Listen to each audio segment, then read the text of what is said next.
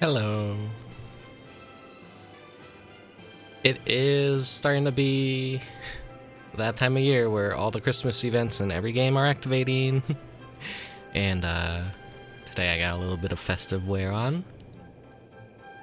It's not going to be an exciting stream. It's a Final Fantasy XIV stream. And it's just for the little Christmas event that's in the game. Don't expect anything too crazy, too wild, or exciting. It's just mainly a bunch of reading. It's gonna be one of those streams where you have to listen to my awful voice, read voice lines, and fail to properly deliver, and make a lot of pronunciation mistakes because they talk in that ye old English, and it takes all my brain capacity to be able to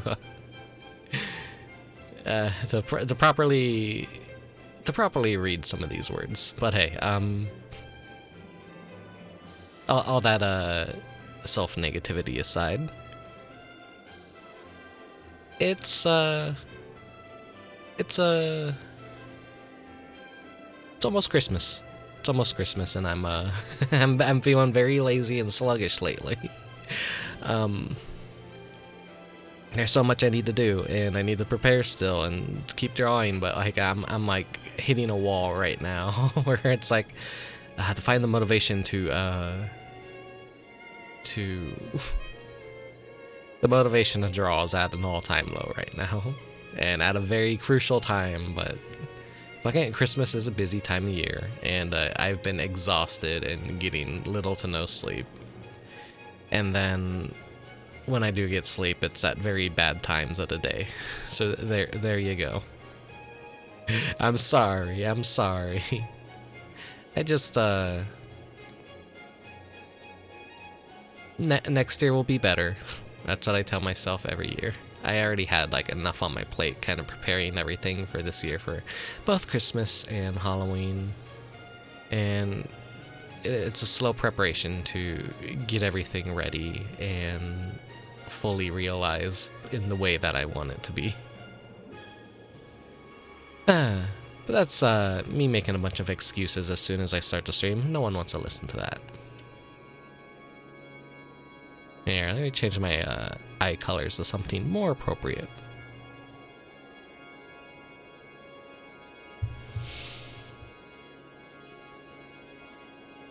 There we go. Wish my hotkeys would work properly. A little bit of scuff. Who cares? So we should hop into Final Fantasy XIV pretty soon. Let me make sure everything is in order.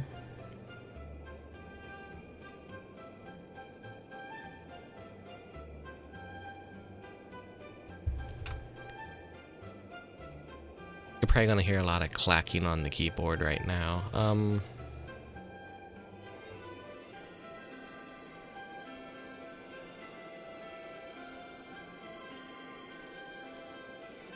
need to get a better space to stream, honestly. My old setup really is not doing me any favors. But I don't have much else to say. I've been a hermit. Besides, I haven't really left the house much at all during this Christmas season. It's just to go work, and I'm already exhausted of people, and already exhausted of the state of the store that I work in. And it is, the other morning I woke up, 1 minute before my shift started. I'm like, oh fuck. I had to take one of those speed showers and basically defrost my car for at least 20 minutes before I fucking headed off to work. That sucked, but no one even really noticed I was late. It was it's excusable, I guess. I don't know. They knew, they probably saw I was late, but no one like questioned it or anything. They're just like, yeah, it's pretty early. you gotta come in, like, exceptionally early. And, you know, they kind of, like, work around it. Like, oh, hey, you could come in, like, 30 minutes before or after this particular time anyways, so... I don't know, I almost felt like laying in bed and just sleeping through it and saying fuck it. I know it would have been a dick move though, and I don't, as much as I hate my retail job and being a wagey, I don't like doing that. It's unfair to other coworkers, and I really shouldn't feel this way because a lot of coworkers just, you know, do that no-show shit and cause chaos for everyone else. And you're just another cog in the retail machine. But pretty much almost every day this week I've had to wake up early and go to work. And I'll be doing that throughout the weekend too, I'm pretty sure. I'd like to have the Pen stream and the Blue Stinger stream ready pretty soon, but I just need that crucial element of being able to have time to draw. And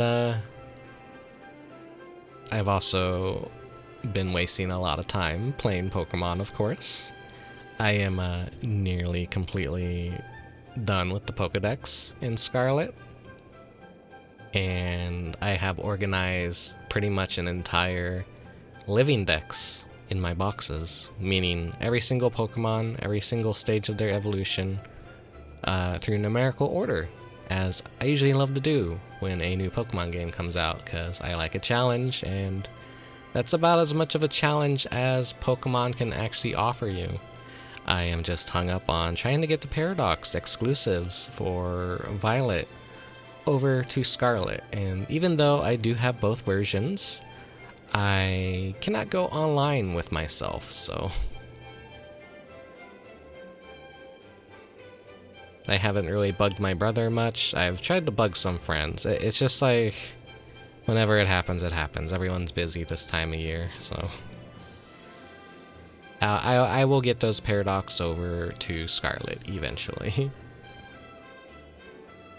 And then there's the fact of, like, I just have to evolve the dolphin Pokemon, because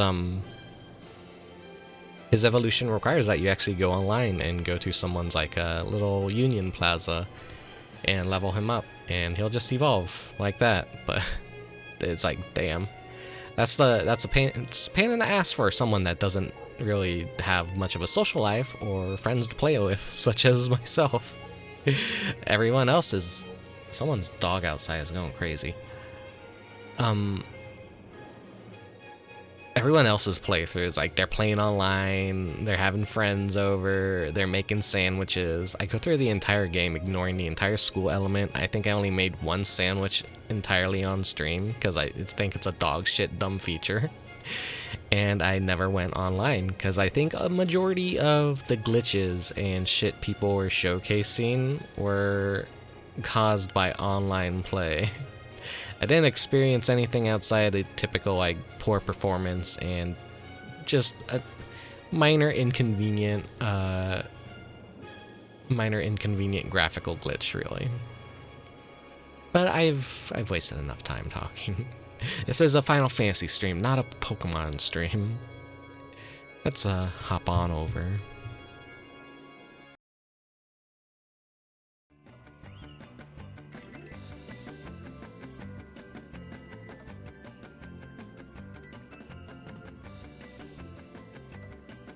Here we go, here we go. Hopefully the audio balance is pretty okay. Let me crank it up to 20.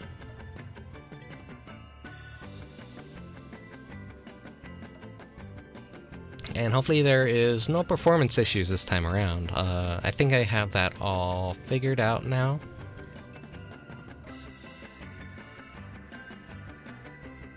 Let me make sure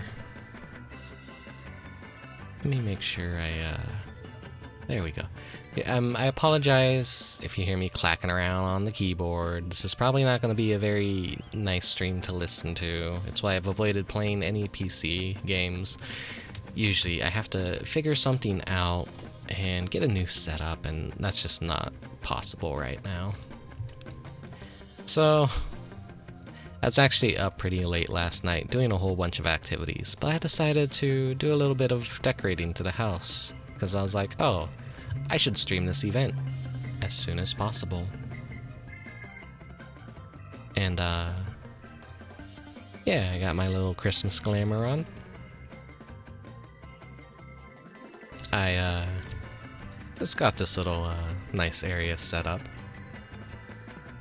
Still need to figure out what I necessarily want to do with this house, but I think it works best as like maybe a little studio or whatever. Like if I do want to stream the game, I could like set up certain things. And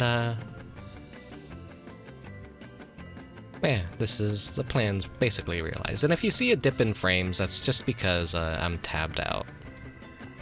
Shouldn't happen too much. I'm just checking on some stream stuff. Yeah. Cozy little Christmas basement. Never mind the fact that there's some windows right there. This is Final Fantasy. The houses don't gotta make sense.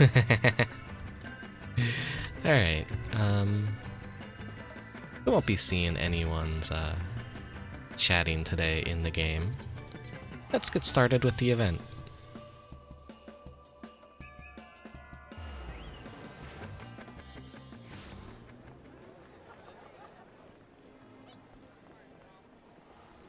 So as per usual, all the best holidays are held in Gridania. And we got all the little decorations up and snow falling from the sky.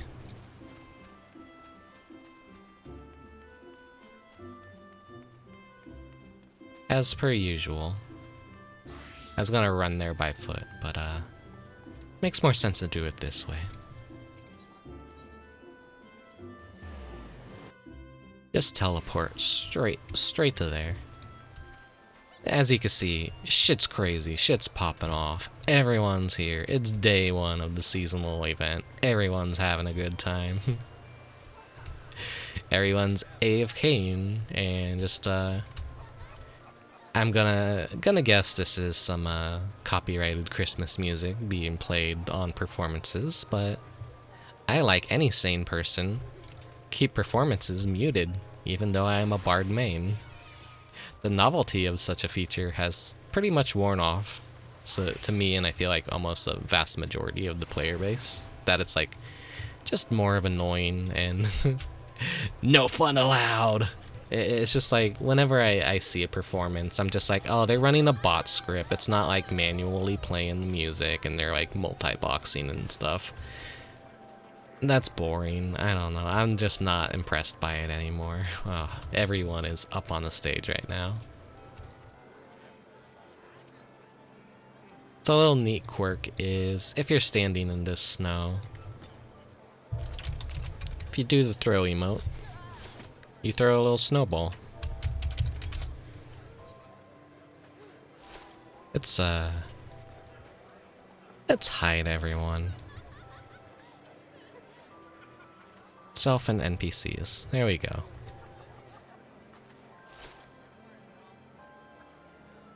Me being a little shitty gremlin. She didn't deserve being having a snowball chucked at her like this. If only there's a feature to kind of turn off all the players sometimes. That'd be nice. Pretty sure that's probably probably possible through means that you're not supposed to be doing it with, though.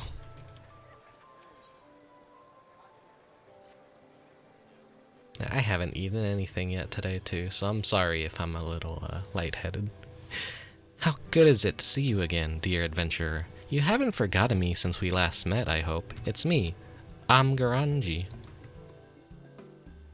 Probably botched that pronunciation. And I may say you've come at the most opportune moment, you see. We are planning some truly extraordinary festivities this year, but are presently shorthanded. Presently shorthanded.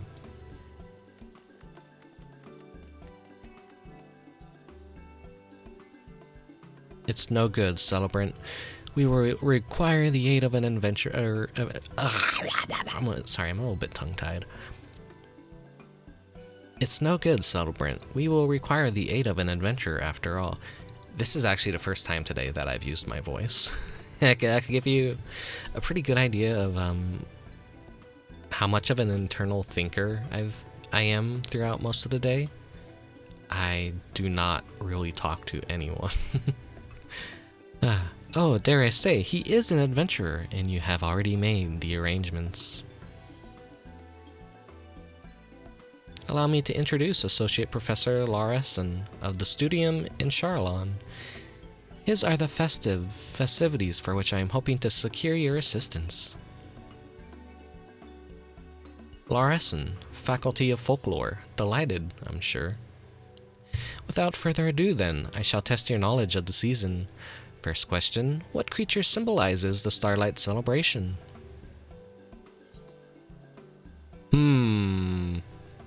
These are all good answers, but this event is very reindeer heavy, so reindeer.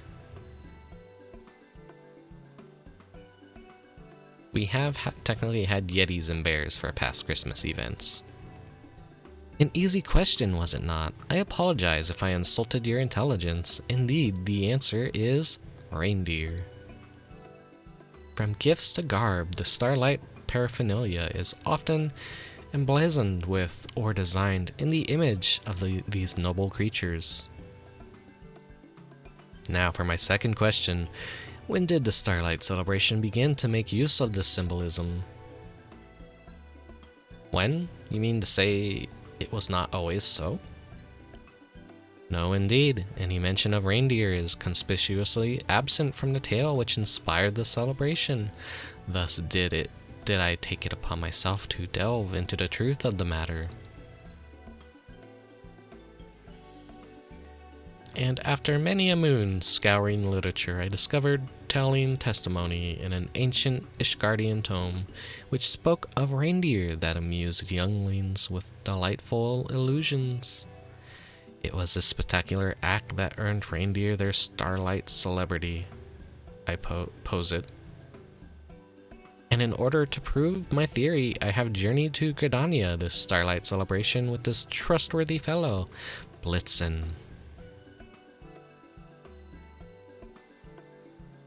There he is, the star of the show.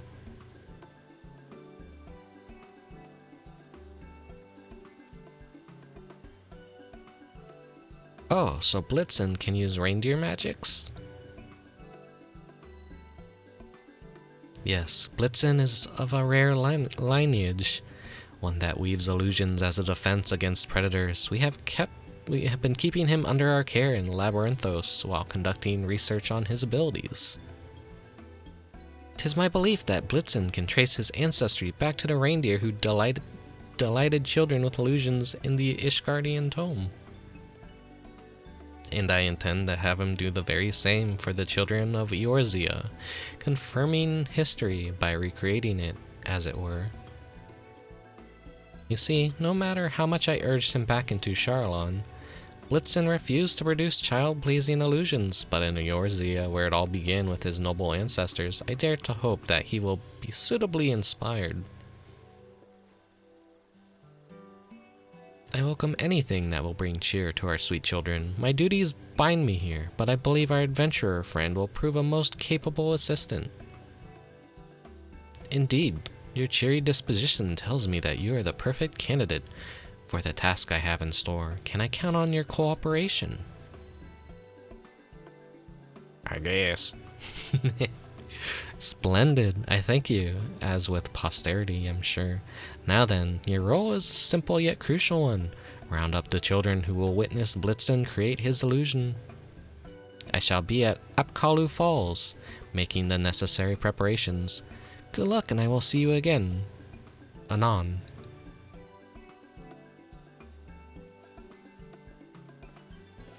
See you again anon. Is that under disguise?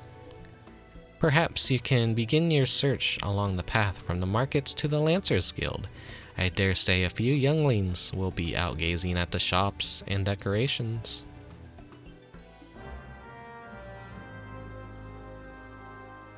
Alright, now here's the busy work portion of the quest, where we're just gonna go talk to some NPCs littering around the city that aren't gonna really offer much like insight or interesting dialogue.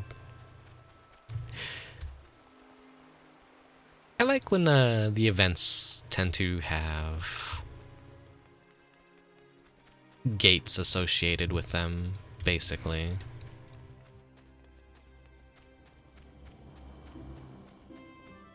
Or fates, rather, not gates. Something to actively participate in is nice, but they don't always have the budget to make any, like, make fancy micro dungeons or fates and whatnot. Sometimes it's all just dialogue heavy and story focused, which I'm pretty sure this one is. They already did a really cool area for the Halloween event, so I think Christmas this year was a little bit more on the back burner, but maybe next year Christmas will be more on the front burner. Who knows? They kind of shuffle around the importance of these events.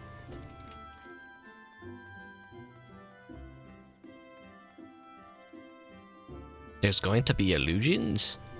That sounds like fun and all, but I promised me bum I'd help her put up decorations. Sorry. Oh, bastard.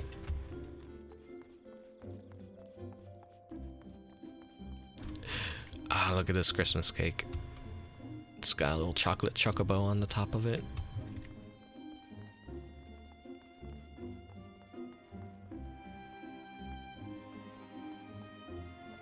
Everyone's got their Christmas glams. I do too. I'm all dressed for warmth. Look at me go. Something a little more muted than the typical reds.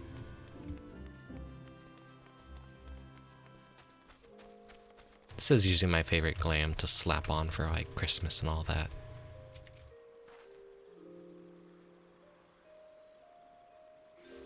Oh, I was told to buy a Starlight cake and hurry home. Sorry. All these kids, too busy.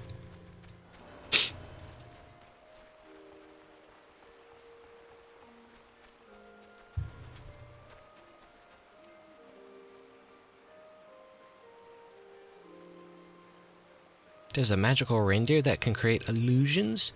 Amazing! I've just finished my chores, so I'll head over at once. Alright, we got an audience of one.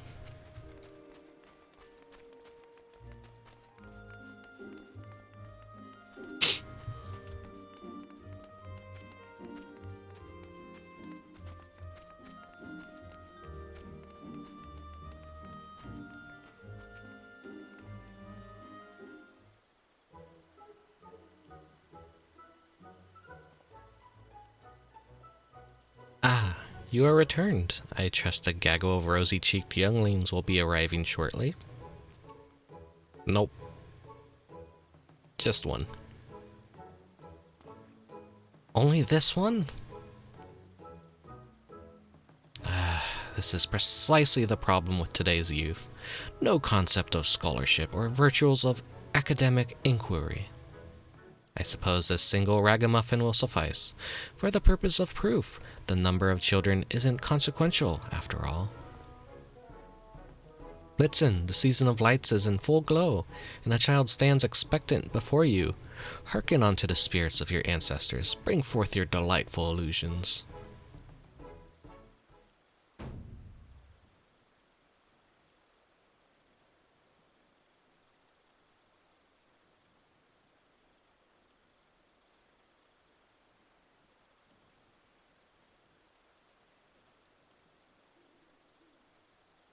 I ain't gotta do shit.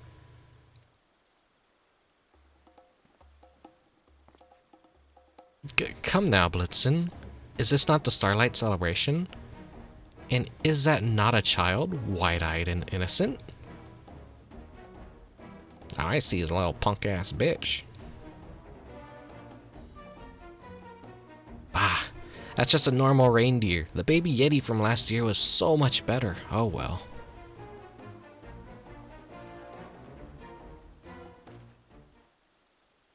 Wait, don't leave, I beseech you.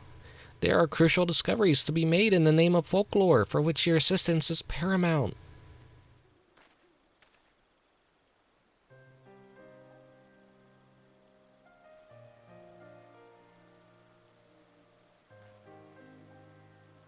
That did not go as I hoped.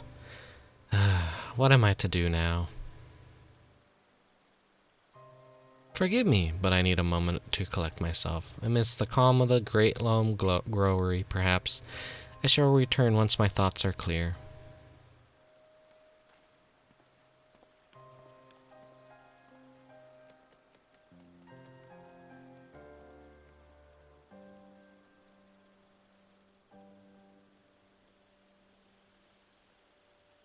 Oh, there he is.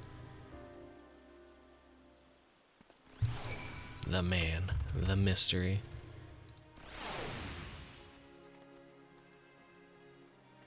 Let me check something real quick. I hope I'm never... Everything should... I'm hoping it's not coming out a little bit too quiet. It should be a decent enough volume. Audio mixing is hard, and as you can see, Final Fantasy has like all these little options right here. Right.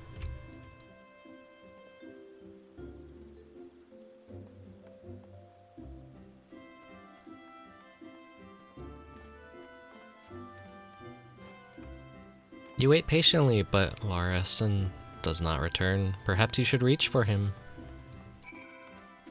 More busy work.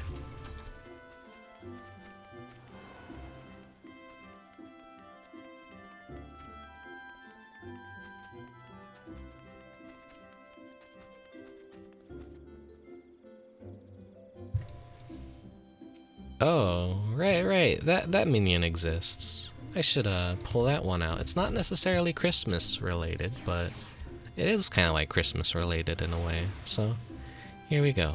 We got our little flag out.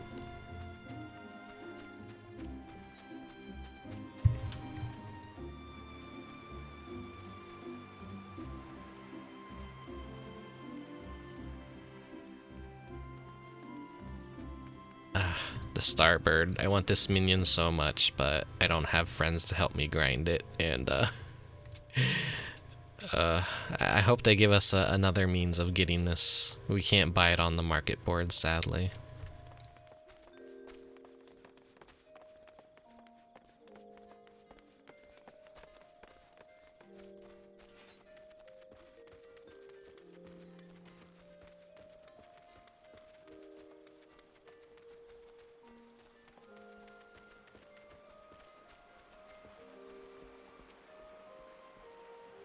Oh, it's you. It seems I've been here rather longer than I thought. My apologies. I have been pondering my dilemma, but I believe I have identified the root of the problem. The children of Gridania are insufficient for my purposes. The original testimony was Ishgardian, after all, meaning that it is Ishgardian children I require. I was a fool to consider proving my theory anywhere else.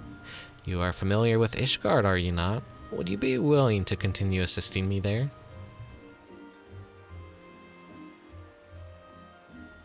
I don't think the children are insufficient. What do you mean? Apart from the testing site, what could possibly... Oh?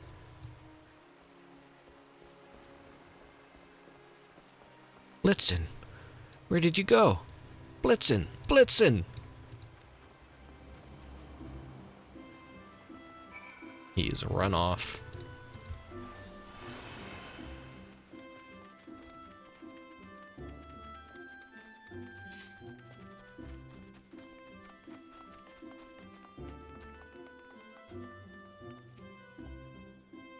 I can't find Blitzen anywhere.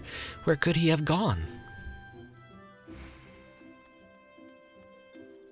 Gah, so absorbed was I in my thoughts, I must have left him somewhere. The gods know he can't bear being alone. Oh, he must be so frightened right now. I must find him, must find my dear boy. Part 1 done? Oh, Blitzen, where could he have gone?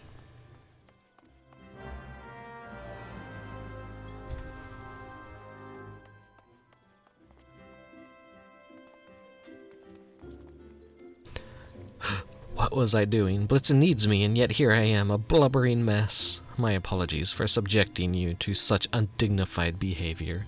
Unforeseen circumstances have a tendency of rattling my nerves, but I am well now, thanks to you. I shall go and search for Blitzen at once. May I count on your cooperation once more? My heartfelt thanks. For now, let us focus our search within the city. If you could make inquiries in the direction of Mikado's amphitheater, I shall retrace our steps back to Upkalu Falls. Quickly now!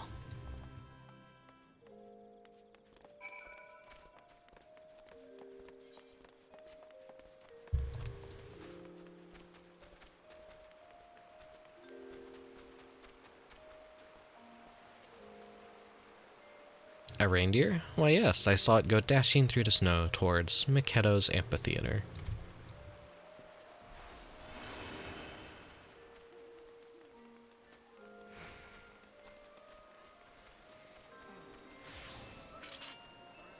A reindeer, you say? As a matter of fact, one went trotting by the amphitheater and down the lane not long ago.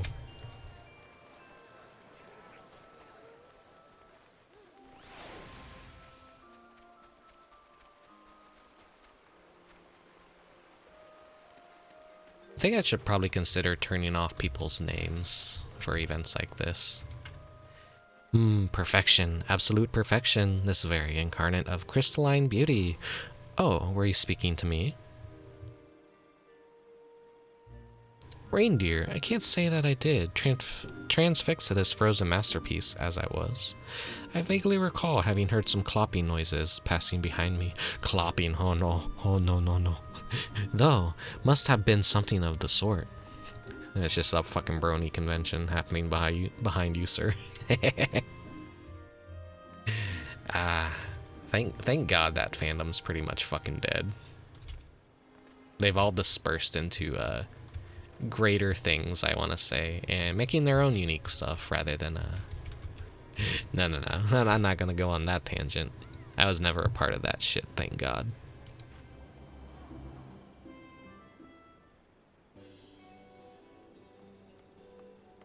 Oh, adventurer, have you had any luck in locating Blitzen? Where have you been? I have been running myself ragged in search of you. Whoa. Blitzen? What do you brace so? Why, to summon me, of course. Ho ho ho ho.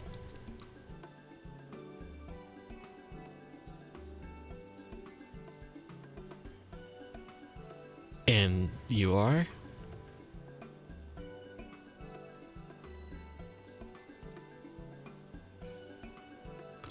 I am the Saint of Nimia, and I have come at our antlered friend's behest to lead your misguided soul onto the soothing bosom of the Starlight celebration. I will ask you plainly, young scholar. Do you understand why you were unable to coax forth the legendary twinkling of this reindeer's magics? What is this fucking Santa voice? So, you do not know. Fortunately for you, naught escapes the Saint of Nimia's all-seeing eyes. You see it too, do you not? The reasons why our scholarly friend failed?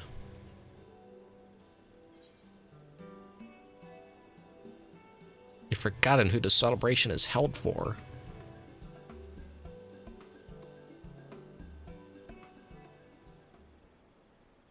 What?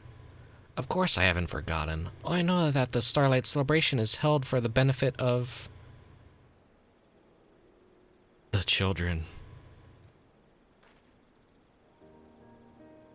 So, you finally understand. Indeed, the Starlight celebration exists for the good children of the realm.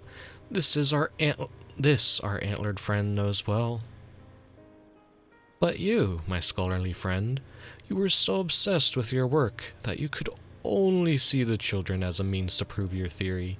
Is it any wonder, then, that Blitzen was not minded to oblige your demands? It is as you say, good saint. Respecting the customs one seeks to understand is basic folklorist fieldwork. I shame my profession and regret forgetting it.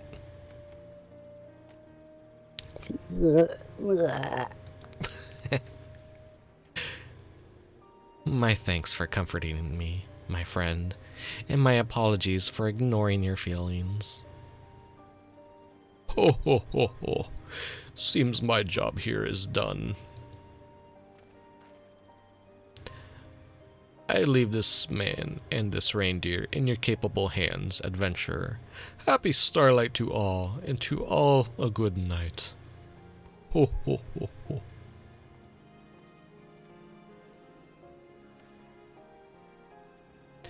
Right, there isn't a moment to lose. Let us resume our research. Forgive me, force of habit.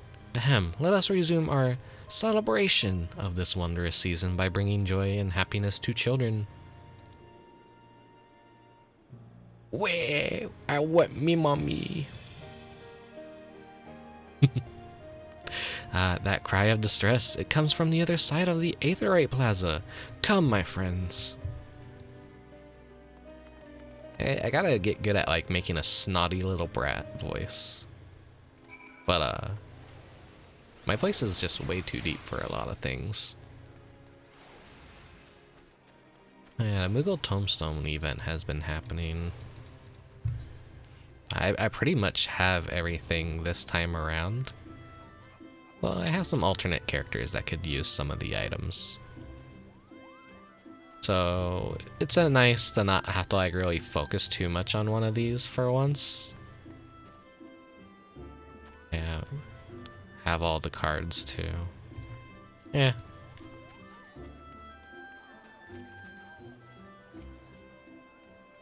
Wait, at what be mommy? Oh dear, the distraught as she is.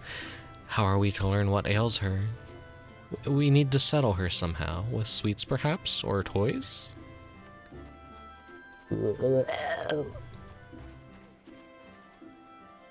Here we go. The reindeer magic.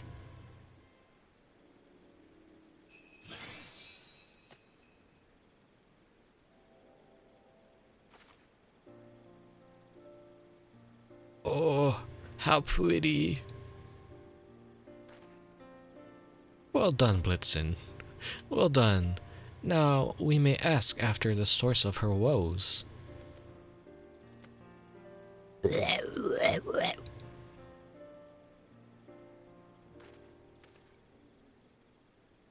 Greetings, little one. Tell me, what is it that troubles you?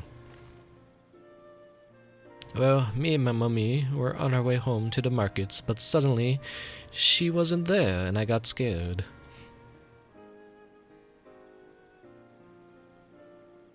I see. I expect your mother is still nearby, in which case...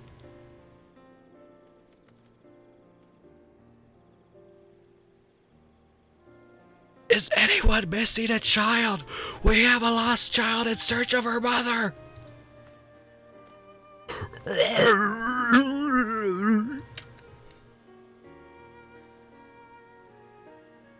That probably sounded really awful coming through my microphone.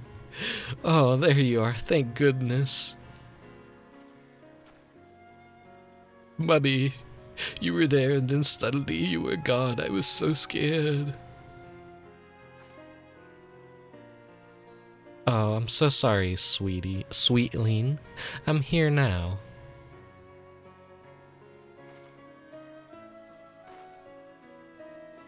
Thank you so much for looking after my daughter, sir.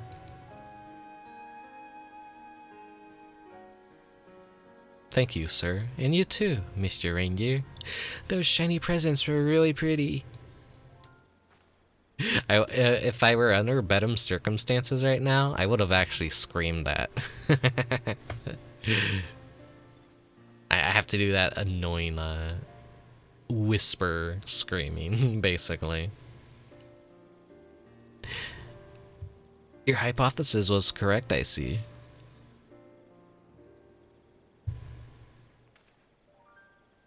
What? Alright, I suppose Blitzen just proved my theory, didn't he? I was too concerned with helping the little one to notice. Well, I shan't complain, seeing as we fulfilled our objective. Shall we report back to Garanje? Garanje? Garanje? Garanje? How the fuck is that name even pronounced? It is a mystery. And now we are nearing the end of the event. But there's still some little extra stuff from what I know at the end of it. So they didn't really make anything too fascinating this year. Just dialogue.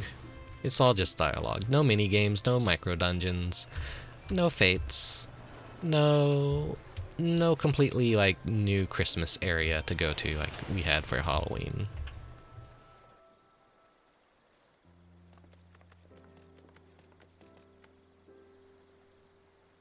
Welcome back, everyone. How did you fare in the end? Very well, I'm pleased to say. We managed to reunite a lost child with her mother, and for a happy side benefit, succeeded in proving my theory.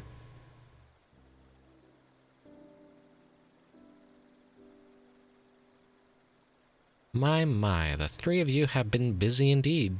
Thank you for your help, adventurer. Allow me to offer my gratitude as well. Were it not for you, I would have remained blind to what's truly important. Hehe,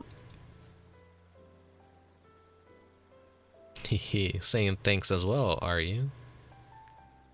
But it seems to me you played an important role as any today, Blitzen. You are as dependable a little helper as I have ever known.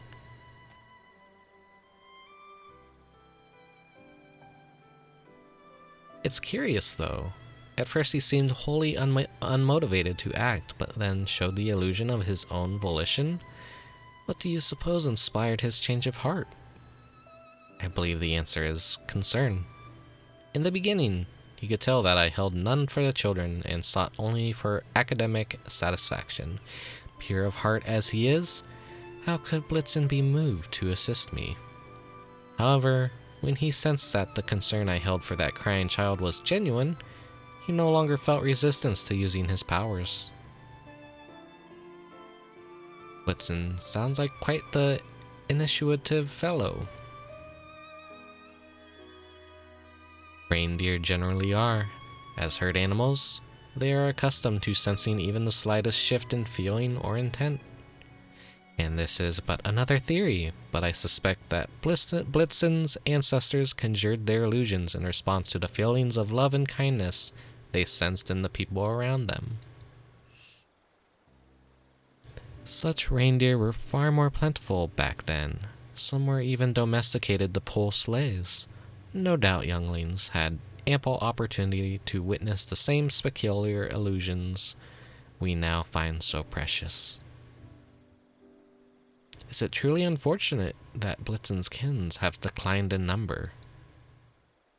But I will cherish their invaluable contribution to the Starlight celebration. Thank you for sharing this fascinating history with us.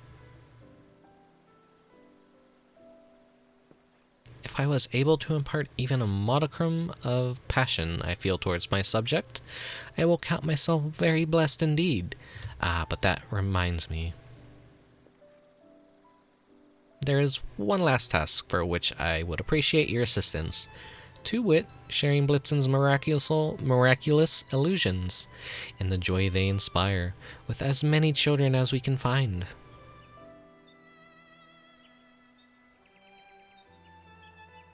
Speaking in the true spirit of Starlight, Larison, I dare say you'll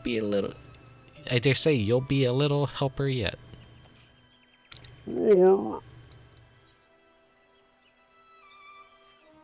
there we go, we got our mount. And this technically counts as the completion of the event, but there's some little side content. Speak with Larson to accompany him on special Starlight Celebration mission. Who knows what familiar faces you might encounter.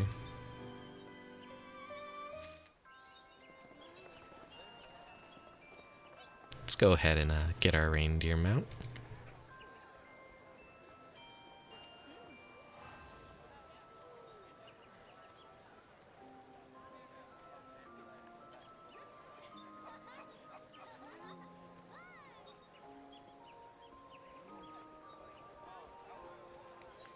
There, bother reading that dialogue. Nothing too important. It's basically like, oh, let's go find people.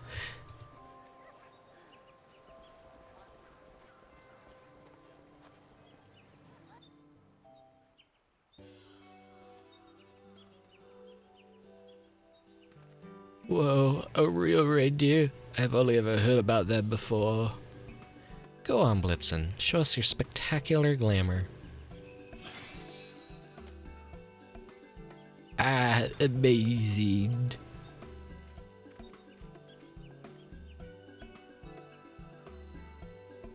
Indeed, much like the scent of freshly hewn cedar. Happy starlight, youngling. We, the saints' little helpers, have come bearing gifts one can touch as well as see. We hope you like it.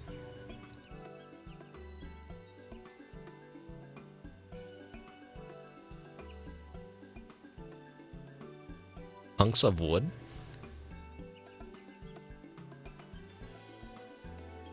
It is a lumber set, child, comprised of the finest selection of timber the forest has to share. You have your soft-grained maple, some supple ash, a stern oak. Can you not hear the symphony? No, not really. Those are building blocks, my dear, made especially for you by the Carpenters Guild. Oh, I love blocks. Thank you, little helpers.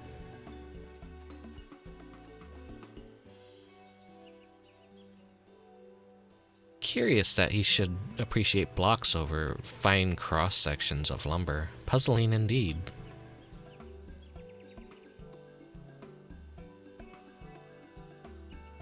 Rickubus, what a pleasant surprise. As you can see, the Botanist and Carpenters Guilds are working together for this year's celebration, with the guild masters volunteering to be little helpers. Our gifts are a joint effort.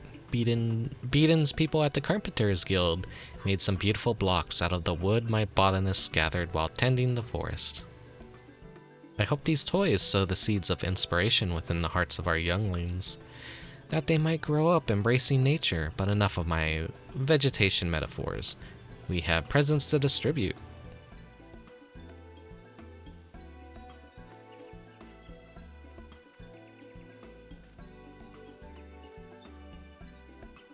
Come, Timbermaster, more children await.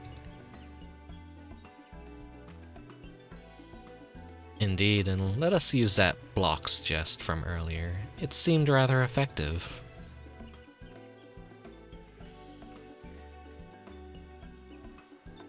Oh, hey, Mechanic Hat. Sorry, I just didn't notice sooner. Well, that was that went splendidly, wouldn't you say? The little helpers appearing when they did only added to the children's enjoyment. And last but not least, Blitzen played his part to perfection.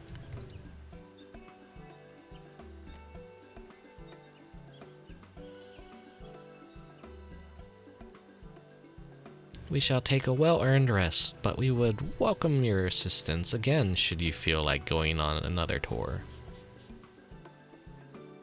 So yeah, these little optional things are just like little micro stories that feature important like NPCs from like the various guilds or just from story elements and all that.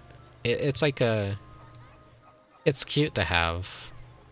A lot of people are probably just like not even gonna do them. They're just gonna completely skip them or not even know they're there. They just want the reindeer mount. But for preservation and archiving sakes, I do want to go through them. Very well, let's go spread some starlight cheer. I have my phone off to the side and my phone has to act as a chat since this is full screen. Oh, hello. This is my first time meeting a reindeer. Is he friendly? Go on, Blitzen. Show us your spectacular glamour. Wow, it's beautiful.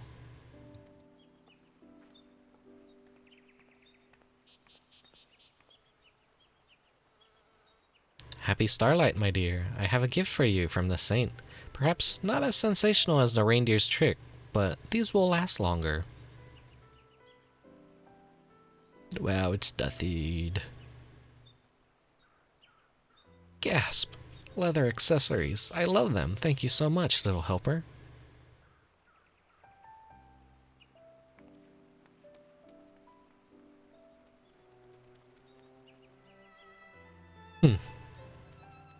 Darling little thing. I trust you are fulfilling your Starlight duties with the diligence expected of you? Yeah. I too have volunteered my services this year. I thought it only right, seeing how much my own little ones delight in the season. 'Tis remarkable how a child's smile can warm the heart, an infectious joy if there ever was one.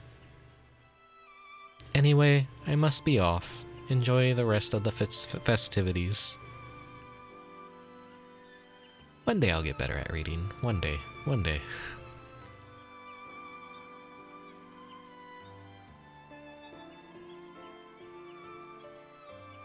Well, that went splendidly, wouldn't you say? Little helpers appearing when they did only... Okay. Yeah, it's just gonna repeat the same dialogue.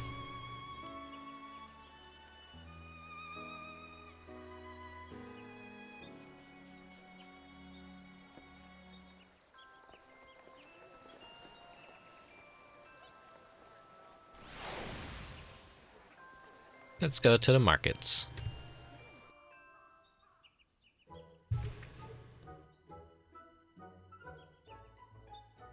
Wow, a reindeers are massive. Look at him, he's massive. Go on, Blitzen, show us your spectacular glamour. Wow, that was incredible. Happy Starlight, my child. This little helper has arrived with a very special gift.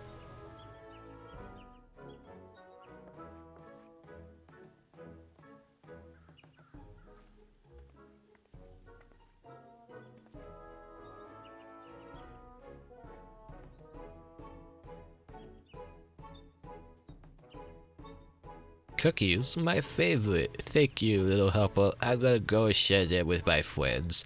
In what world would a child actually say that? And the little shit's gonna run behind a stump and just eat them all in like fucking 5 minutes. I know that's probably what I'd do. Well, if it isn't Rickubus lending your assistance to the Starlight celebration. As you can see, the Carline Canopy is also participating in the festivities this year. Our establishment has adopted the Starlight spirit, with a special children's menu in addition to festive decorations.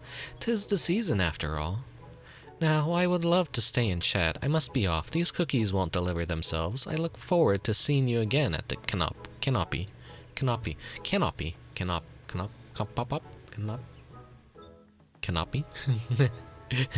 Yeah, imagine knowing how to read.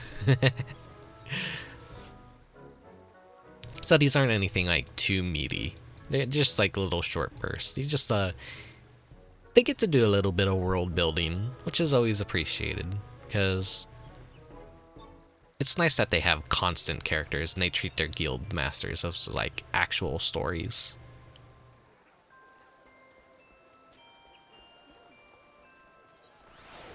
It's more than World of Warcraft ever basically did. They like have absolutely no fucking consistency between their events. Let's go to the Whistling Miller.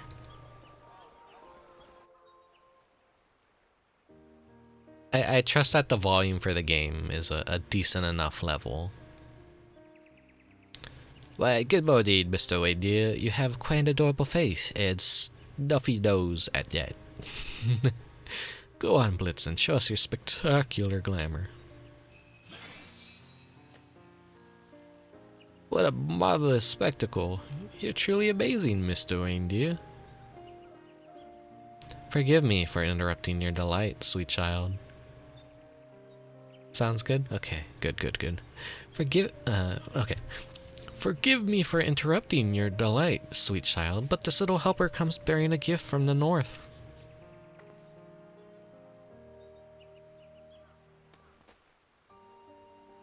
It's the leader of Ishgard, Sir Aramic. I can never pronounce his fucking name. An Ishgardian coat? Oh, how lovely and warm. I shall treasure it, little helper. Thank you with all my heart.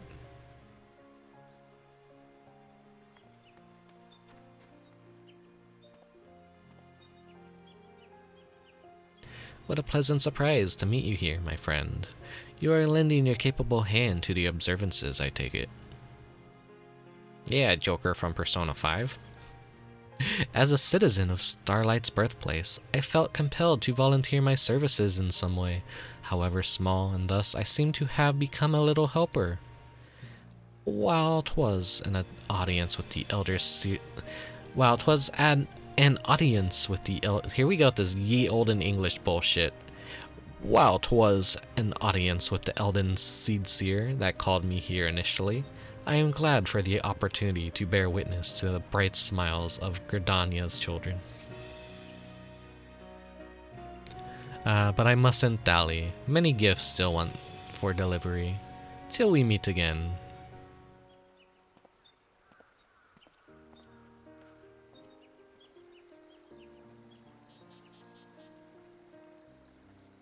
That's a very big story, main story quest figure for the Heaven's Word expansion. And just in the story in general, he's still very relevant. And so even he makes a little appearance during a seasonal event. So it's not just like minor NPCs, sometimes it's bigger ones too. And we have one last one left. At the Apkalu Falls.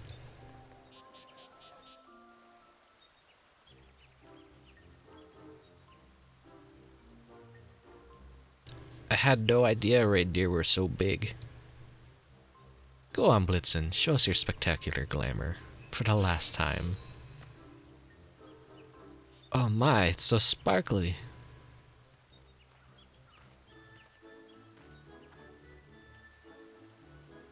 Starlight's greetings, you adorable little moppet. I am one of the Saint's little helpers, and I have a real sparkling present for you. Here you go. This fucking idiot. He's such a little fucking bratty shithead. A lovely doll with such pretty eyes. Thank you, little helper. Ha, is that what passes as a gift for you lace wearers? Ruffian, what are you doing here?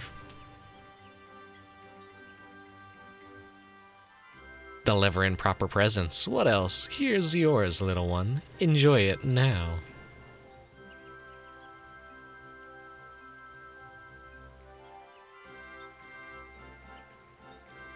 A little fry pan with such adorable forks and spoons. Thank you, little helper. See, a present that represents the glory and traditions of Limsa Lominsa's peerless culinary history. More thoughtful by far than some half-baked doll from some half-baked noble. Take that back. Make me. I will not stoop to your level. These two fucking knuckleheads. I'll enjoy playing house with this lovely doll and adorable silverware. Thank you, little helpers. And they're about to get into a fucking fist fight in front of this little girl.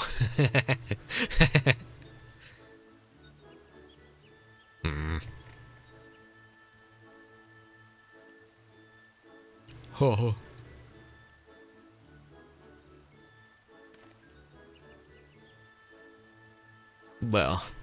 That's a happy Starlight, then.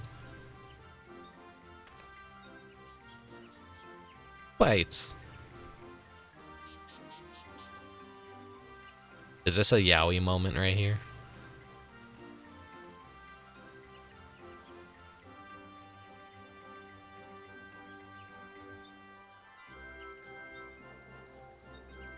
Oh, that went splendidly when you say little helpers appearing when they did blah blah blah blah. Repeated dialogue. I wish they would have like gave him some unique dialogue after every little story, but I guess I could see why they didn't from a programming standpoint.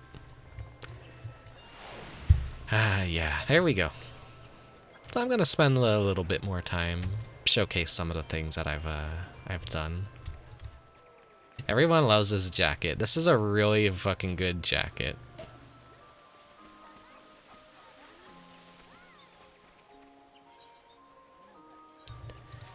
Let me buy 4 of these illuminated trees.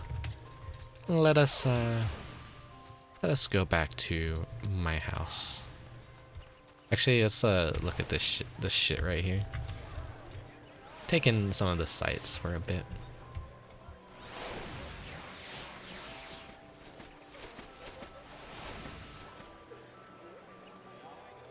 You got a NPC role player, snowman costume, yeah, just all kinds of little goofy shit going on.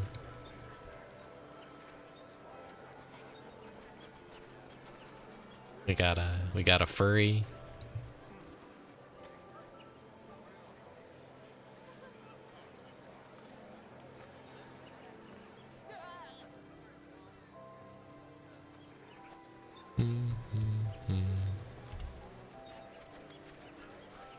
Alright, let's go back to the house now.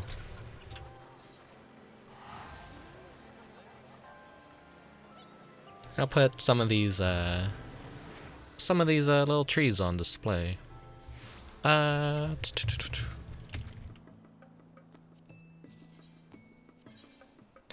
not really summer anymore, so let's do I have any storage room left? Yeah, I have 5 spaces, so I could put these in storage. Ah! Let's put the pumpkins in storage as well.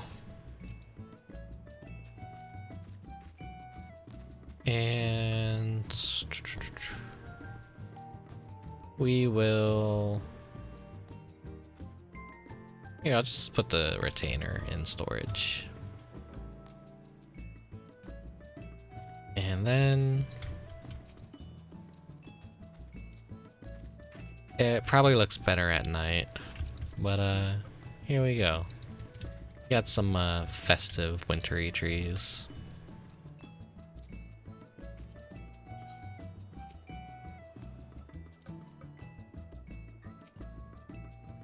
Whoops, accidentally put that in storage.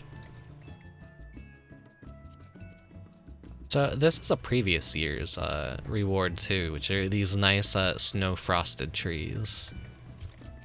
Put that back in storage. I didn't really do any like decorating outside, sadly. So this is just let's move this over. I always gotta have the sakura trees out because they're just too fucking pretty. Let's move this right here.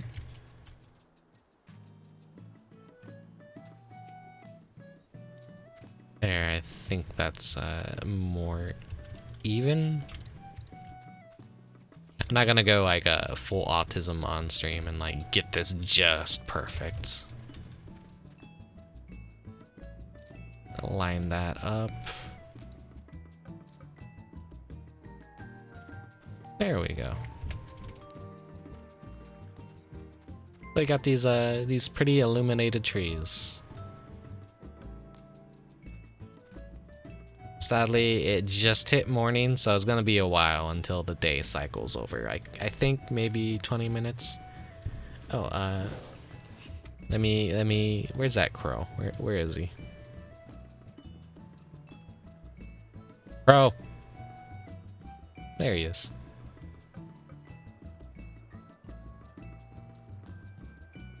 Thank you for this. All the self-care redeems. Let me go on and drink some of this water.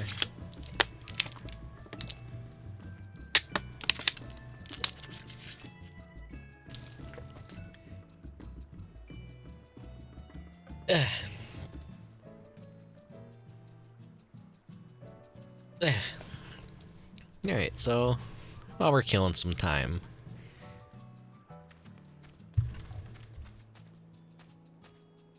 I will show off that mount we just got. Okay, so here we go. This is a reindeer.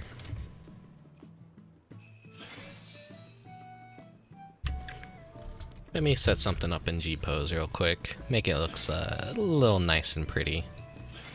Increase the character lighting.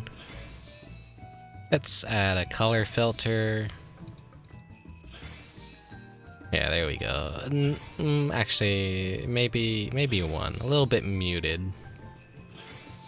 Let's turn off the depth of field. There we go. So it has this action that I could do where it just creates these illusions, just like in a little questline story.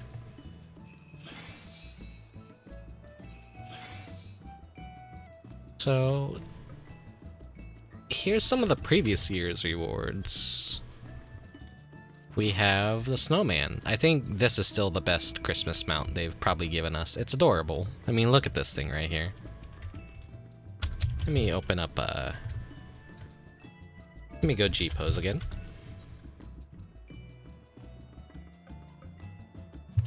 Let me get the controls going. Right.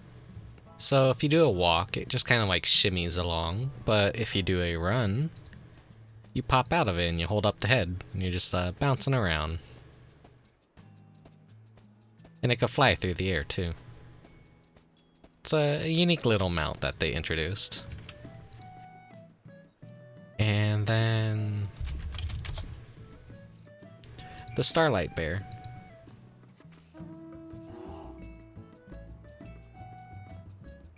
He is another unique action mount where he'll just get a present and throw it. It's like, Merry Christmas, bitch, here's your fucking present.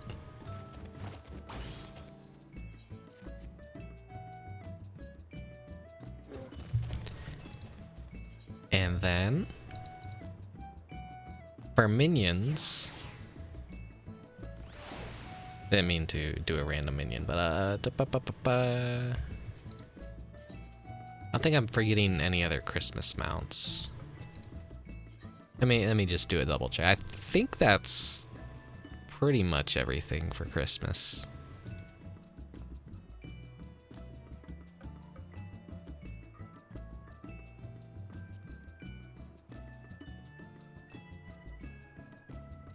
Yeah, I think that's pretty much every single Christmas mount we've gotten so far.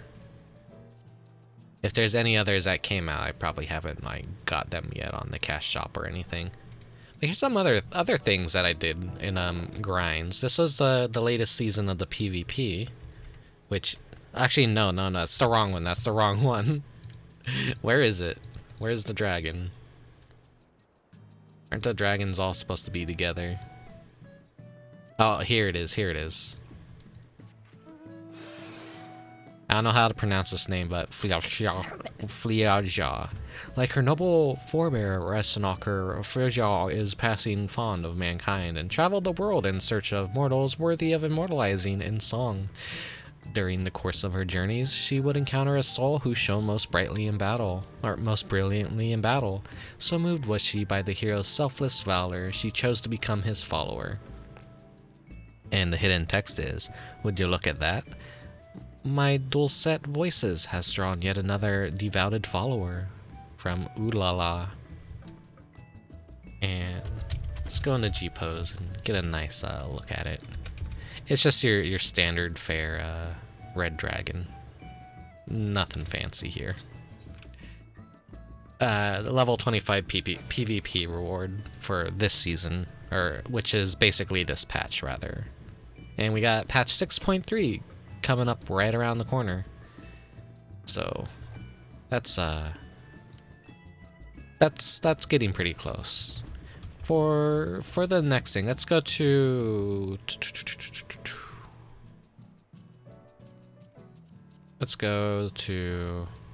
here. Like a showcase another mount that I got recently. These were all from grinds that I did off stream, cause it's not really fun to watch anyone stream Final Fantasy XIV, honestly. I'm kind of debating whether or not I should even stream major patches or not, or just like enjoy them to myself.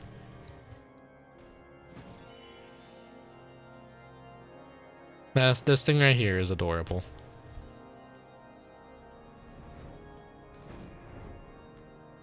It's just a giant silky. Rattle. Rat. Yeah.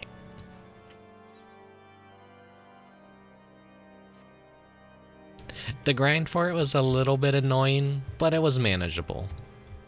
You basically have to get all the branching paths in the... what was it called? The variant dungeon and criterion dungeons. You have to do the variant dungeon and like get all the different paths, which were all 12, which require you to do very specific things, choose particular rooms and branching paths and all that. And once you got every single one of them, including like the hardest one to do, that's like basically a secret path and a lot more cryptic, then you get this mount as fully having completed that dungeon. There's a harder version, but I haven't even touched that yet because I'm afraid to socialize. So the rewards for that one aren't really worth it in the long run. It's kind of dumb, but I just love how this mount just hangs here. It is basically a familiar created. It's a boss of the dungeon too. It is a familiar created in order to be a groundskeeper and just like clean things. So all of its attacks are basically like creating brooms, brushing water, using itself as a sponge or a squeegee. It's adorable. And I don't know, spoilers I guess. It's Nanamo's mother that created this magical familiar. There's some really pretty scene drops. Oh, we got a roleplay happening right here. They're doing the roleplay walk.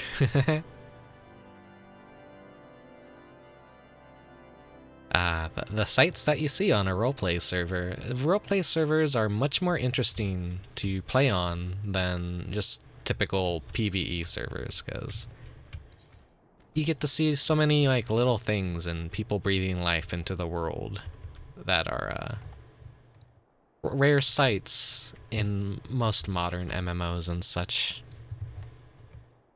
Okay, let me pop out the snowman again.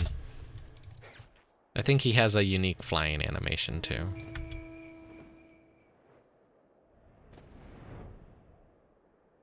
He does not. It's just the same, but like you're just a flying snowman. Woo! Such an adorable mount. It's still my favorite by far.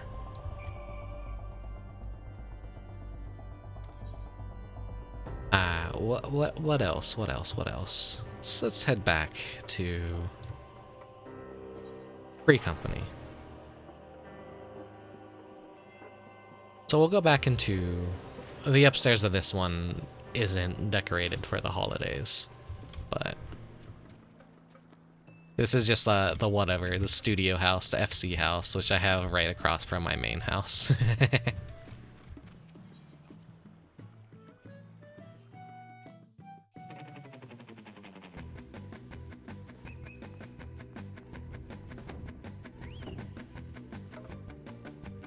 I was like, I should use this room a little bit more because I spent that last minute rush decorating it for the stream.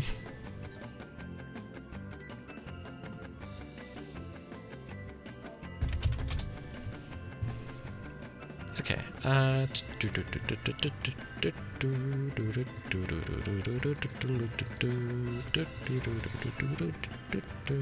More PvP rewards. The Clockwork Crimson Chaser and the Clockwork Cerulean Chaser.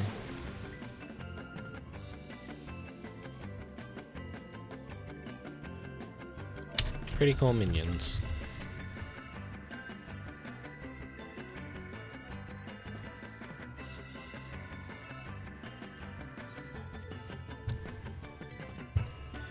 We have Hori the Snowman.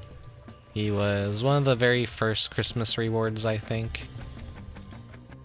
I obviously missed that event, so I had to buy it off the real money shop, like a lame person would do.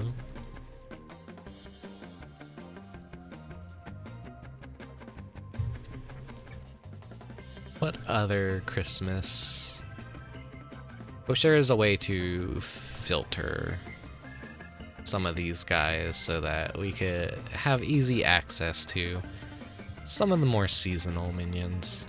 When you're a minion collector like me, you end up having so many that they get buried very easily.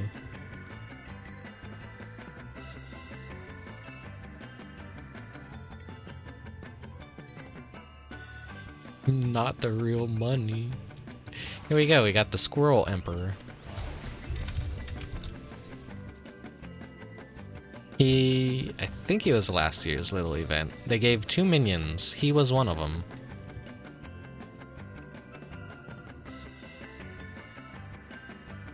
Get a nice little zoom in on him.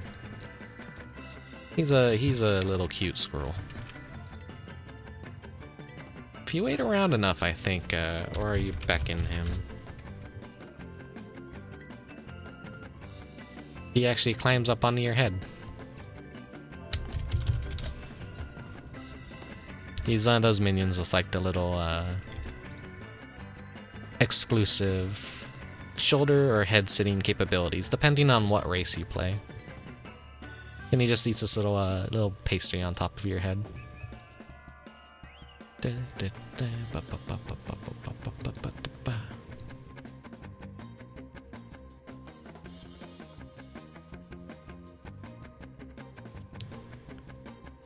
It's not necessarily a Christmas minion, but I like the Yukinko Snowflake. And then here we go. Wind Up Rudy was another Christmas minion.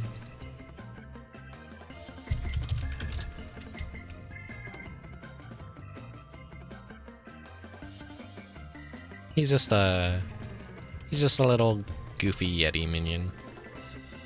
He worked alongside the little Squirrel Emperor in the last year's Christmas event. So it should be getting dark outside pretty soon.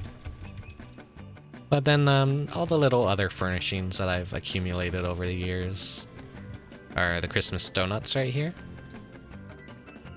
These little sparkling tabletop trees. These little bright snowman lamps. Open twinkle boxes. Not Christmas yet. You're not supposed to open your presents. These are just normal boxes right here, but I need something to fill out and pad underneath of the tree. Then you have some wall decorations. A big old Christmas tree. Wreaths. Some of the food over here. Another wall decoration. And some music. So every year it's a little different. Sometimes it's like, oh, you get a mount, or you get a minion, or you get an emote, or you get a glamour, like a full outfit. It's always changing, so sometimes you just have holiday events that are just meh, and others you get something that's really nice. I think getting a new mount is always cool. So let's head back outside and get a look at the trees.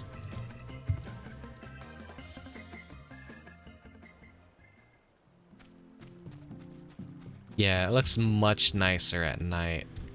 It seems like they kind of pulse in light too. Yeah, that's pretty.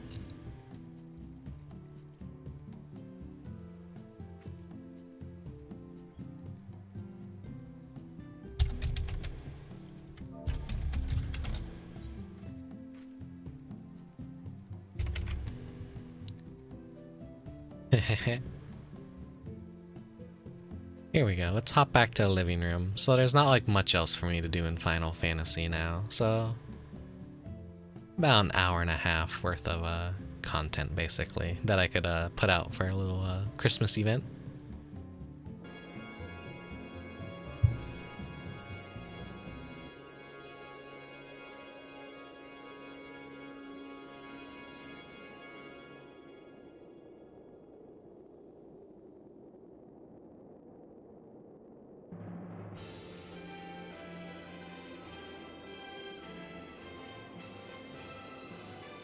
I love this little Christmas Chocobo song.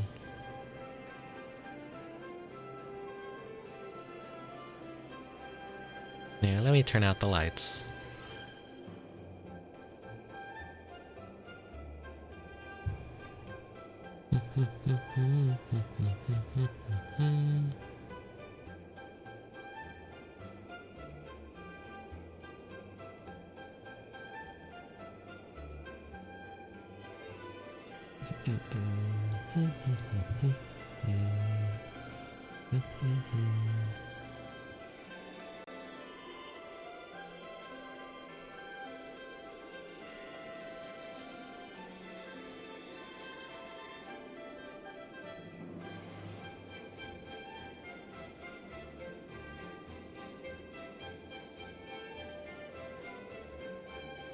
Never mind the scuff. We're gonna here. Let me size this just right.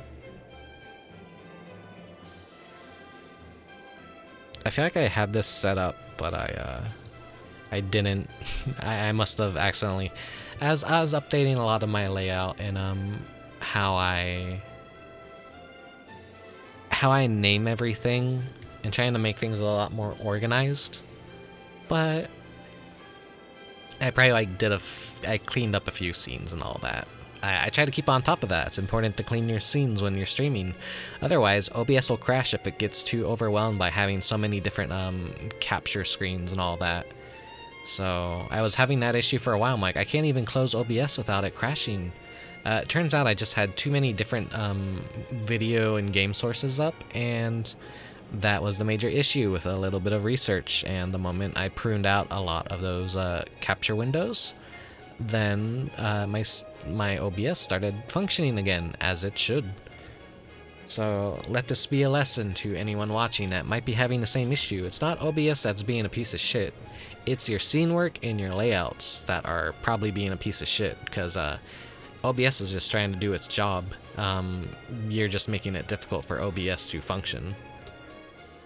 I see a lot of like OBS streamers and all that, like generally having issues or frame rate drops and stuff. I think it's key not to like overwhelm your system with a lot of useless utility. Basically keep what's essential, and always don't forget to take a source and borrow it from another scene to reuse it in another. Don't just always create a brand new one unless you absolutely necessarily have to. Because game captures, the program is just desperately trying to find something, and when it's not there, so you gotta be pretty careful. Here, let me change to Christmas music. I've already heard this, I'm already sick of the Chocobo. Let's add the entire Christmas playlist now. Here we go. This is of course, the classic.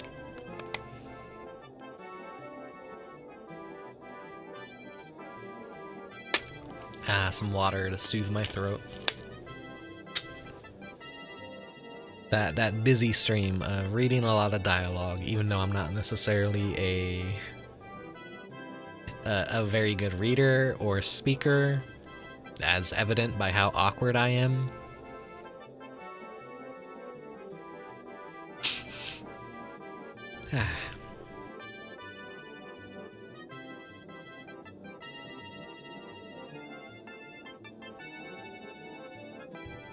That explains a lot. Let me guess, Mechanic Hat.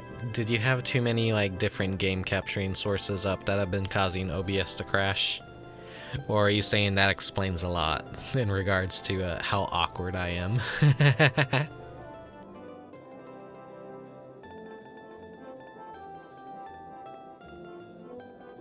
On the technical side of streaming, it's very important that if you're having an issue, try and research and do a lot of searching for answers. It kind of sucks, it's a waste of time, but eventually you will find the problem and you will narrow it down. And that's kind of stuff. Too many sources? Yeah. Okay, that probably was it then, huh? Yeah, just remove some, and if you want to use them in other scenes, just always forget to add an existing source on, and then it's still just the one primary source, like what I'm doing right now. I could do this. Whoa. It's just the same source, but on different scenes. And they retain their original size. It's just on that one scene you can just have it set as whatever size source you want. It's like right now I could even fuck around in Final Fantasy if I want. You'll get to see it in crystal clear picture and all that, but hey, there's so much cool shit you could do with streaming that I have so much fun putting together scenes and theming things. It doesn't take much to please me. I'm a very simple person. Now I'm like, ooh, I make picture on screen. Cool. Ooh. Meanwhile, other better streamers are like running 10 million external programs that have all sorts of like fancy shit and alerts, and I'm just like, me make Christmas scene. Ooga. Oh, here we got the fucking drunk Gex music.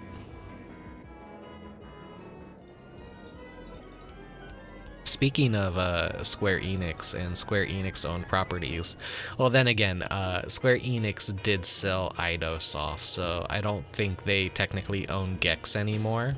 I think another company now owns Gex, so Gex reboot probably sometime in the future. Who knows? Maybe. People keep memeing and like talking trash about Gex, and quite possibly we might get that new Gex game or a re-release. Me PNG, me too lazy to make anything. I mean, you make your own brand of content basically. People don't mind PNG tubers. I would suggest you try and make some tweaks to your model using Live 2D if you so desire.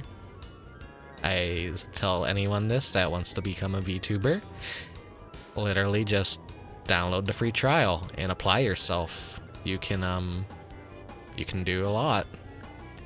Follow some guides. If a monkey like me can do it, so can you. I am not very tech-brained. I am very stupid. I get overwhelmed very easily. But having something that's almost entirely homebrewed, it feels fantastic. Always aspire to create and make stuff that is unique to you.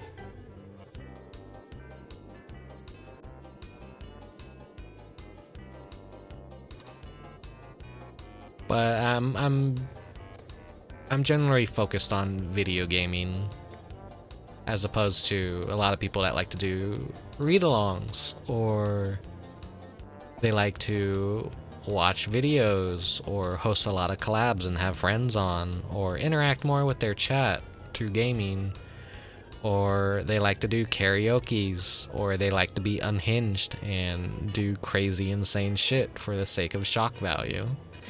I'm just some fucking antisocial loser that likes to play old video games and new video games. Are you suggesting that I should invest in time? That I should put some effort into something? Never! Well, yeah. You have put like, you have invested time and effort into something. before. And I probably shouldn't say or remind you of the bike that you hate, but there you go. It's kind of like that. Just with streaming, it's a very slow burn. It takes time to starting streaming. I thought like, oh yeah, I would have like this is gonna be it. Like, no, it's an ongoing project. It never fucking ends. You will be creating new stuff till the end of time, and it's just this tiny little, appropriate to say this, but a snowball effect. You start with a little snowflake, you keep rolling it, it turns into a snowball. You keep rolling it, it turns into a snow boulder. Keep rolling it, and then it turns into an avalanche and buries an entire city in a valley somewhere. Yeah, just keep creating, keep aspiring to create. That's all I can say. It requires time and effort, but that time and effort could be spread out over time. It doesn't have to be all at once. Every time I get close to that thing with a wrench, I end in tears and wanting to set it on fire. I get that. I have a neighbor who has a shit box basically sitting in his parking lot, and that ugly hunk of junk, I think 3 years now, it's just fucking sat there. I don't think it's been driven once. It just leaks oil. Looks like a fucking eyesore. And I think he's given up on it now. But for a good 1 or 2 years during COVID, constant hammering, constant polishing, constant sanding, all these fucking noises to work on this fucking useless piece of shit car that he never even got working in the first place. And the car still looks like shit. I'm like, how much time and effort are you gonna invest in this car and it's still gonna sit there looking like the same piece of scrap metal? I don't know. It's interesting. I don't know much about actual cars and doing body work and repairs and all that, but goddamn, if it takes 2 to 3 years to take an old hunk of junk and repair it and then have it not work in the end, then that's maybe 2 or 3 years you could have just bought a normal functioning car. Or maybe my neighbor is just not really much of a mechanic or understands vehicles. Who knows? It always seemed like his kind of passion though, so I'm kind of like confused by this. Ah well, I digress. It's a neighbor story. Sometimes they say if something isn't paying off that well, just quit it. Just invest your time in something more wiser. And that's good advice and bad advice at the same time. If you find something you like to do, just keep doing it, even though it doesn't pay off in the end. I don't think anyone should just like, oh, well, I'm really good at this thing, but no one cares about what I do, so I'm just gonna quit that thing. I think that's stupid. There's having passion and creating, and just not giving a fuck what anyone else says or thinks about it. And the end result, you tend to have something that's beautiful and personal. And who cares if no one's seeing it, I guess, is what I'm trying to say. It's it's kind of cheesy to say all that dumb shit. But hey, I like hidden gems in the world. Especially with gaming, as it's apparent that I like things that are misunderstood. Things that people don't really think about a lot or give much attention to. And then, what was my other train of thought? One second while I recalibrate myself.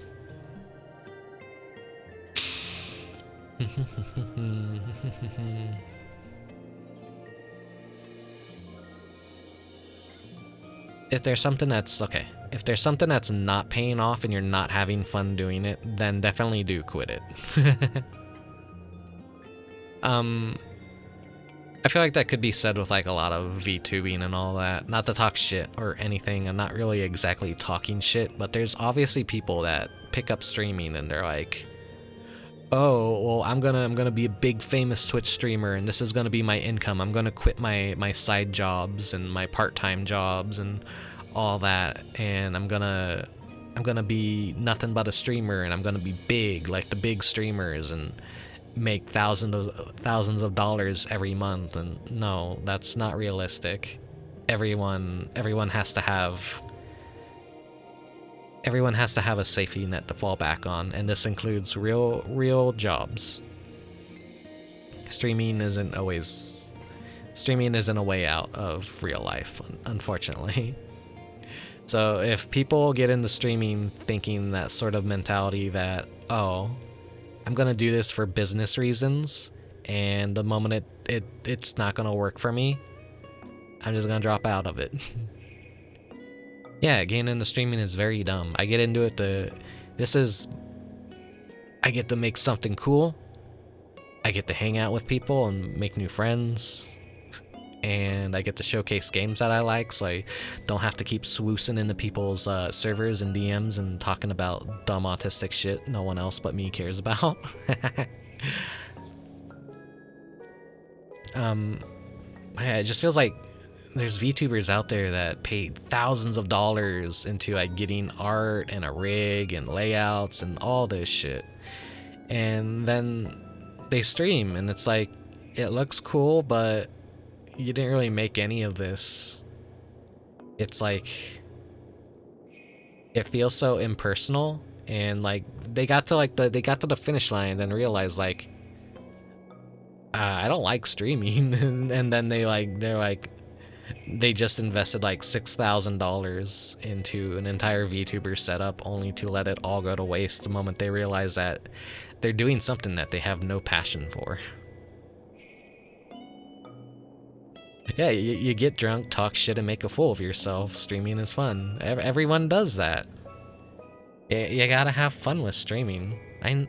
I used to stream all the time years ago. I had fun with it. So it's not entirely that new for me. It's just I fell off for many years. And I'm learning to get back on the horse now. And I was feeling like for the longest time I couldn't really do anything interesting with my art, but now this gives me something to do with my art, and that's what I like about it. I could play the games that I like, I could socialize, I could make art with a focus towards a greater project that isn't just me drawing random pictures and throwing them here or there. It's like a win-win-win-win situation. There's just wins all around me. I get to have a good time doing this. The only loss is the fact that I don't get to stream as much as I want to. Because I'm always so focused on making everything the best I can make it. And like having very decent presentation. Sometimes I just want to stream the stream, but I'm just like, no. I wanna go extra. I wanna do extra.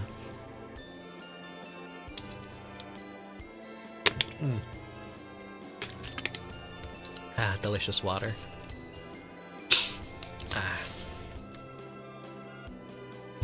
Let me scoot over a bit so you can see the tree. There we go. I can kind of see the tree. Now, admittedly, when I designed this this room layout, I wasn't quite thinking of, oh, where can my character really stand? That would make sense, I guess. This would generally be where the computer would be, as you could kind of see in the retro screen. Which I guess right now I could probably show that off, but this exists too. This would be the behind me of when I would sit down and play video games in the retro space. There is going to be a layout for this entire house. I just have to create it. But I try to keep a consistency with the scenes. Behind me would be a couch. But switching back to living room.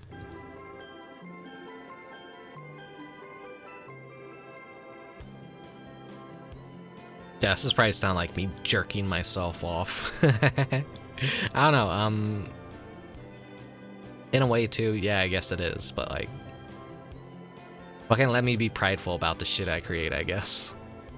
I hate when I see a really cool VTuber and I learn that like they did nothing to create anything about like what they made or whatever. So I get it. Not everyone's an artist. They have to get the help of others and they have to commission others. That's like cool. I'm not shitting on those people. I'm just shitting on the people that are like, yeah, I'm gonna drop out of school. I'm gonna quit my job. I'm gonna pay everyone thousands of dollars to make all my shit for me.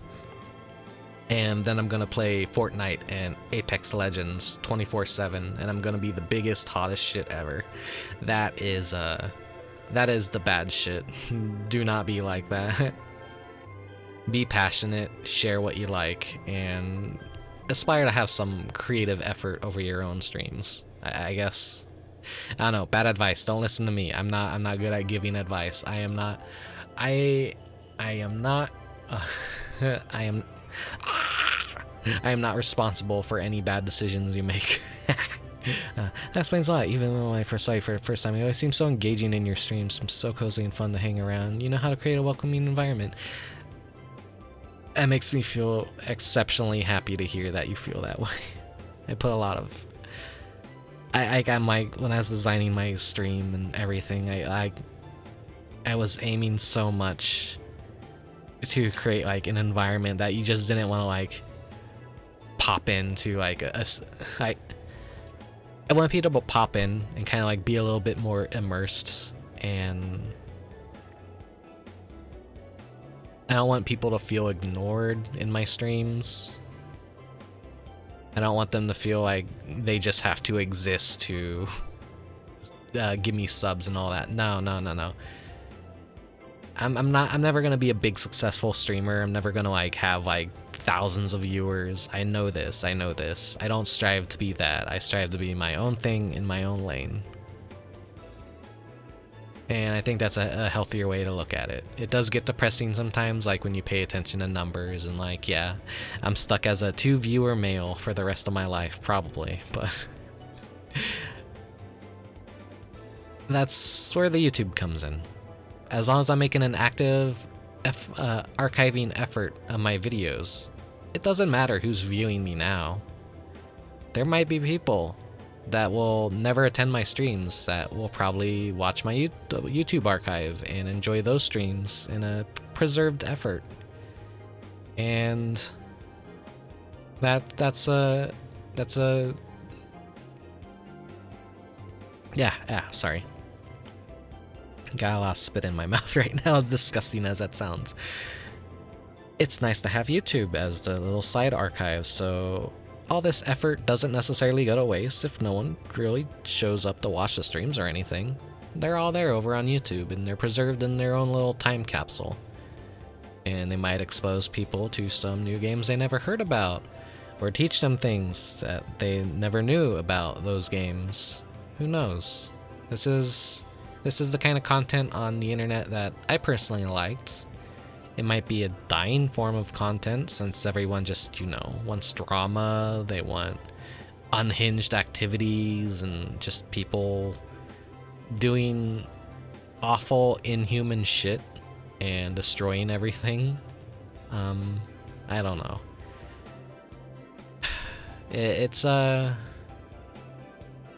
It's definitely a time to be alive, I guess, is a good way to put it.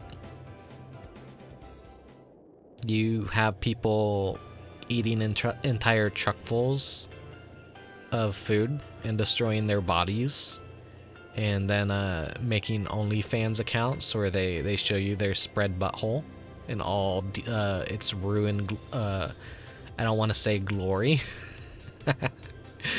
And I'm just some jack-off that's using my art and playing video games in conjunction but more people are going to engage the person that is committing atrocious acts on their body and destroying it with ungodly amounts of food and ruining their butthole.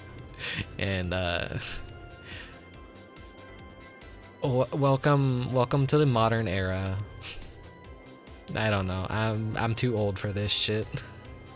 I am a boomer.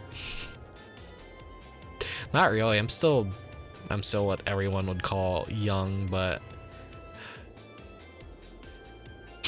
too old to relate to the younger generation now, but still too young to really get along with anyone on the elderly side who are actual boomers. When I call myself a boomer, it's like in jest. It's like the 30-year-old boomer meme is like when it really started for me, because that shit resonated, because it's basically like, yeah, you feel like an alien in the world after a while. You don't relate to the older generation, you don't relate to the younger generation. You came exactly at the time that we had the analog to digital switch with technology, and you feel so left behind by everything. You're being outpaced by the newer generation, and the older generation is fading into the ether every day. Too young to be a boomer, too old for Zoomer shit. Yes. Essentially. That's one day I'll be old enough to scream at kids to get off my lawn, if I ever do have a lawn and I'm not living in some communist apartment complex that is being built around me as we speak. All this beautiful farmland and acres upon land is turning into construction sites to erect massive, shitty, low-income housing and apartment complexes, and it's getting me down. It's definitely getting me down. I grind to disappear more than I grind to be, well known and famous, I guess. Living around people is generally less appealing.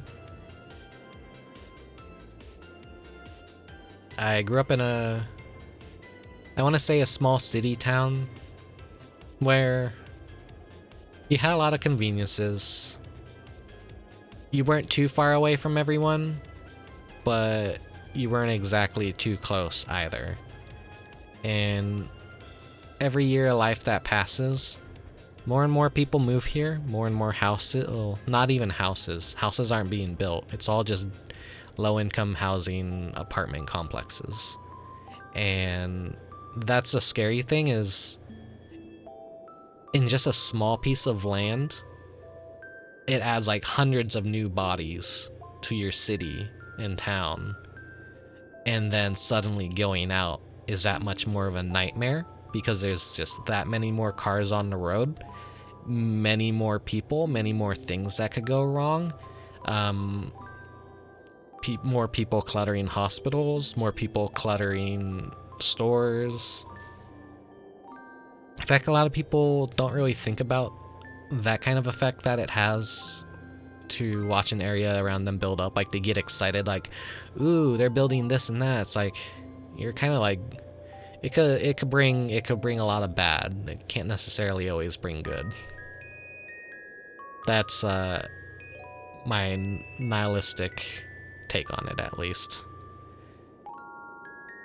Because I've noticed a whole slew of problems that things like this have invited into quote-unquote my community.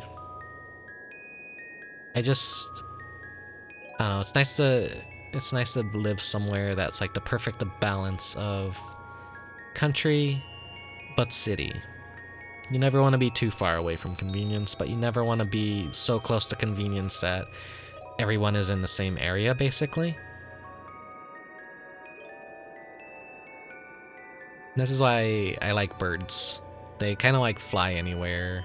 They go hang out, do whatever. They know, like, oh, this is a safe place. I'm gonna hang out here. There's lots of trees, no one bothers me. But then you got some other birds that are like more accustomed to city life, and they go like, ooh, we got a lot more stuff here that people don't like really aspire to hurt us or aren't really fascinated by us, so let's they get comfortable. I guess pigeons compared to doves basically is a good way to put it. Is a dove is very hard to get close to. They're a very skittish creature.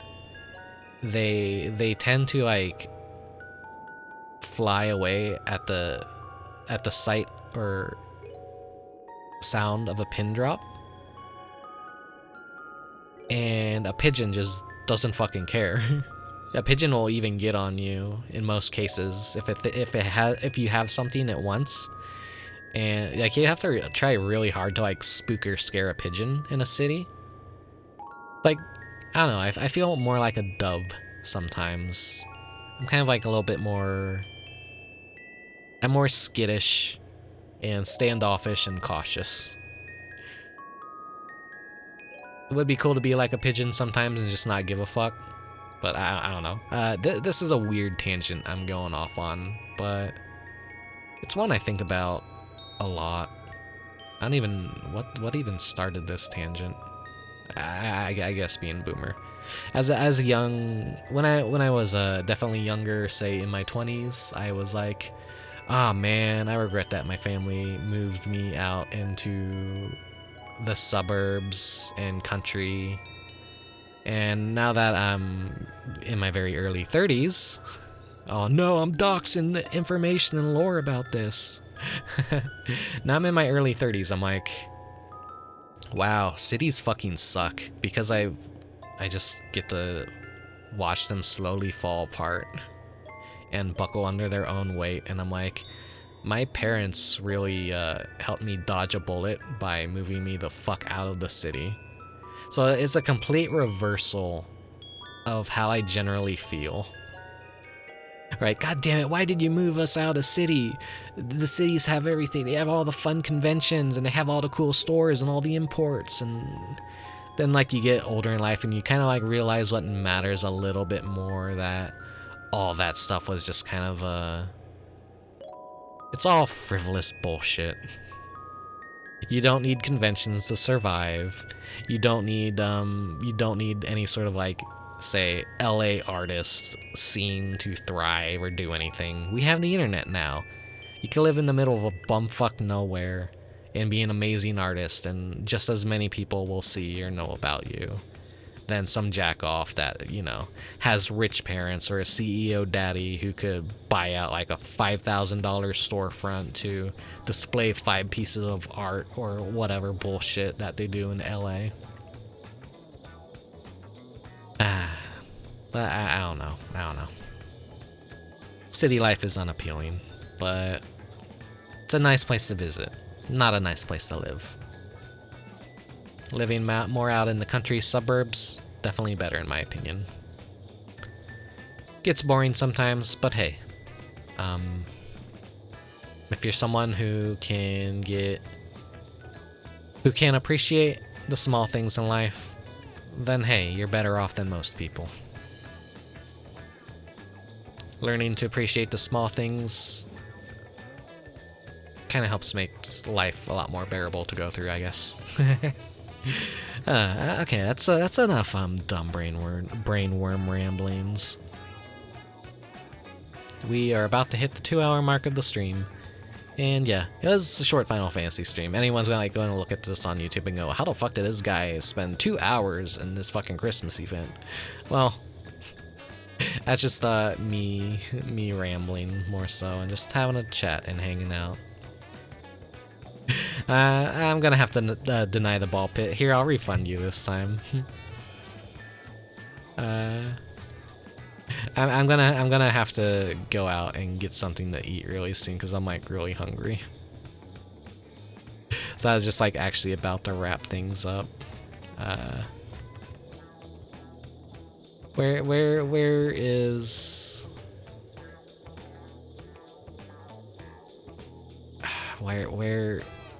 where's the... Manage rewards. Where's the queue? Oh, okay, here's the queue.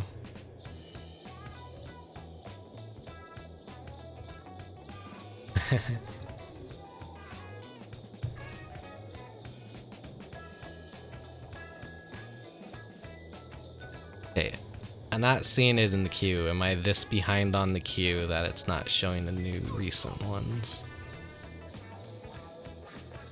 Oh, no, I'm dumb. I just had to click on the arrows. Here you go. There's your points back, Mechanic Hat. Now let me complete the rest of these. And all these redeems. Being a one-person show is definitely a lot to manage sometimes.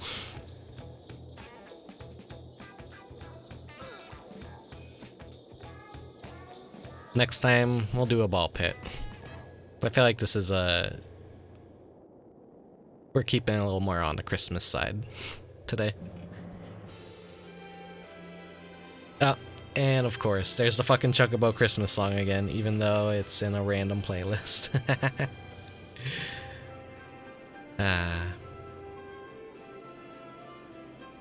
Well, thank you for watching. Thank you for lurking. Thank you for watching on YouTube or Twitch. And I'll see you next time. Maybe for Pen Triathlon? Maybe something entirely different. Who knows? But I'll try. I'll try hard to draw after the stream and get working on some more stuff. So I'll see you next time. Until then, farewell. Take care of yourself. Keep warm. Make hot cocoa. Do all the stereotypical Christmas stuff. Get pissed off at Christmas music. Get tired of Christmas music. Who cares? Appreciate the fact that you're living in a time and place where you can hear enough Christmas music in peace on earth that you could actually get annoyed by it. Take care and bye-bye.